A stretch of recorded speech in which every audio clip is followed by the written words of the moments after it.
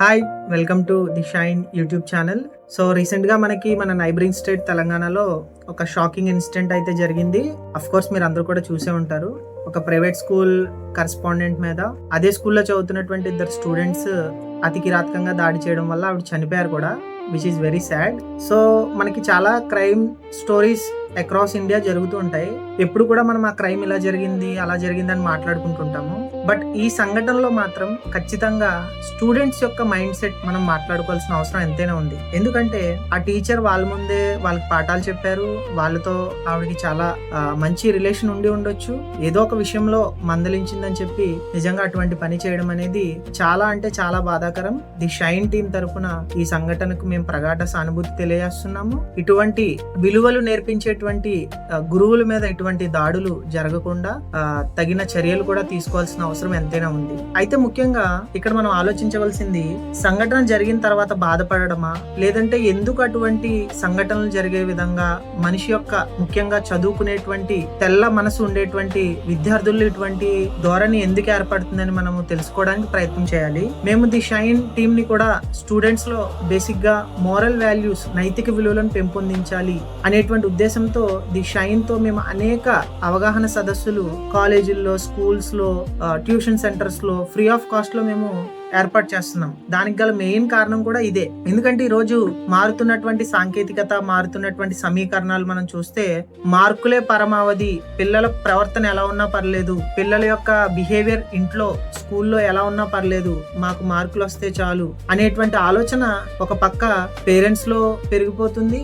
సమాజం యొక్క ఒత్తిడి కూడా దానిపైనే ఉంది. కానీ ఎక్కువగా మా పిల్లల యొక్క ప్రవర్తన ఎలా ఉంటుంది, వాళ్ళు ఎలా మాట్లాడుతున్నారు, వాళ్ళు ఎలా ఆలోచిస్తున్నారు, వాళ్ళకి మనం మొబైల్ ఫోన్స్ ఇస్తున్నాం, వాళ్ళు అందులో ఏం చూస్తున్నారు, ఏం నేర్చుకుంటున్నారు అనేటువంటి ఆలోచన ఎవరం కూడా చేయట్లేదు. దానికి అనుగుణంగానే ఇటువంటి భయంకరమైనటువంటి ప్రవృత్తి లేదంటే ఆలోచన విధానం స్టూడెంట్స్ లో బాగా పెరిగిపోతుంది. సో ఇక్కడ మనము ఎంత టెక్నాలజీ వాళ్ళకి ఇచ్చినా, ఎంత మనీ వాళ్ళకి ఇచ్చినా, ఎంత మంచి థింగ్స్ అంటే వస్తువులను మనం వాళ్ళకి కొని ఇచ్చినప్పటికీ కూడా బేసిక్ గా వాళ్ళకి మంచి క్యారెక్టర్ ఇవ్వడానికి ప్రతి ఒక్కరం కూడా ప్రయత్నం చేయాలి. ఆ క్యారెక్టర్ మనకి దేని ద్వారా వస్తుంది, మంచి నైతిక విలువలు దేని ద్వారా వస్తాయి అంటే వెరీ సింపుల్. మనతో పాటు ఉన్నటువంటి మన వేదిక్ లిటరేచర్ గానీ, భగవద్గీత గానీ, బిబ్లికల్ నాలెడ్జ్ బైబిల్ గానీ, ఖురానిక్ నాలెడ్జ్ ఖురాన్ గానీ, వీటిలో అతి పురాతనమైనటువంటి మోరల్ వాల్యూస్ ఉన్నాయి. మన గొప్ప గొప్ప లైఫ్ లో సక్సెస్ అయినటువంటి ఫ్రీడమ్ ఫైటర్స్ గానీ, రకరకాల వ్యక్తులు కానీ వీటి యొక్క ఫిలాసఫీని ఫాలో అవడం వల్లే వాళ్ళ లైఫ్ లో మంచి పొజిషన్స్ కి వెళ్ళారు.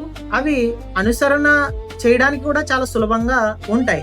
సో మనం ఎప్పుడు కూడా మన పిల్లలకి నైతిక విలువలను పెంపొందించడానికి ఎప్పుడు కూడా మనం వెనకడుగు వేయకూడదు.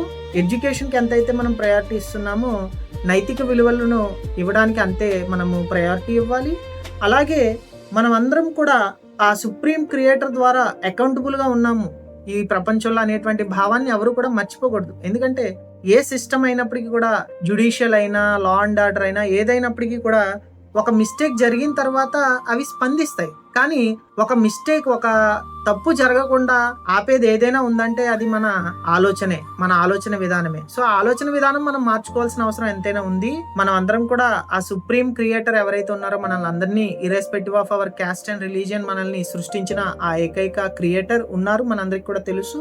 He's one and only creator. ఆయన మనం ఏం చేసినా సరే అబ్జర్వ్ చేస్తున్నాడు, మనం మంచి చేసినా చెడు చేసినా అబ్జర్వ్ చేస్తున్నాడు అనేటువంటి అకౌంటబిలిటీ మన అందరిలో కనుక వస్తే ఖచ్చితంగా ఇటువంటి సంఘటనలు అనేది జరగవు. నేను కోరుకునేది ఏంటంటే ఈ వీడియో చూస్తున్న టీచర్స్ అందరికీ కూడా నేను అప్పీల్ చేస్తుంది ఏంటంటే, నైతిక విలువలను పెంపొందించడానికి మేము అనేక కార్యక్రమాలు చేస్తున్నాము షైన్ టీం ద్వారా.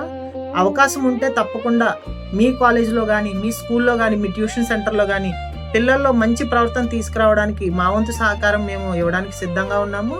మీరు తప్పకుండా షైన్ టీంని సంప్రదించండి. మనం అందరం కలిసి స్టూడెంట్స్లో ఎడ్యుకేషన్ డెవలప్మెంట్తో పాటు క్యారెక్టర్ డెవలప్మెంట్ కూడా తీసుకొద్దామని చెప్పి ఈ సందర్భంగా నేను మిమ్మల్ని అందరినీ కోరుకుంటూ, ఏ సంఘటన అయితే జరిగిందో తెలంగాణలో అటువంటి సంఘటనలు మళ్ళీ పునరావృతం అవ్వకూడదని చెప్పి నేను మనస్ఫూర్తిగా షైన్ టీం నుంచి కోరుకుంటూ నా యొక్క చిన్న వీడియోని నేను ముగిస్తున్నాను. జై హింద్.